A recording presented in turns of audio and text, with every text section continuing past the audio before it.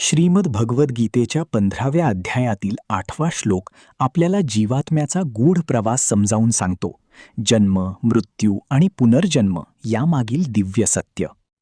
शरीरम यद्वाप्नोति यच्चाप्युत्क्रामतीश्वरः गृहीत्वैतानि संयाती वायुर्गंधानि वाशयात.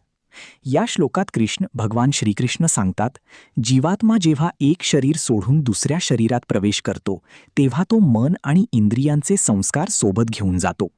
जसा मंद वारा एका फुलाचा सुगंध अलगदपणे दुसऱ्या ठिकाणी घेऊन जातो, तसाच जीवात्मा आपल्या अनुभवांचे, इच्छांचे आणि मनाचे ठसे घेऊन पुढील प्रवासाला निघतो.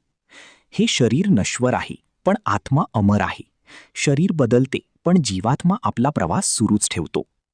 म्हणूनच हा श्लोक आपल्याला शिकवतो, जीवन केवळ शरीरापुरते मर्यादित नाही. आपल्या विचारांचा, कर्मांचा आणि संस्कारांचा प्रभाव आपल्या आध्यात्मिक प्रवासावर पडतो.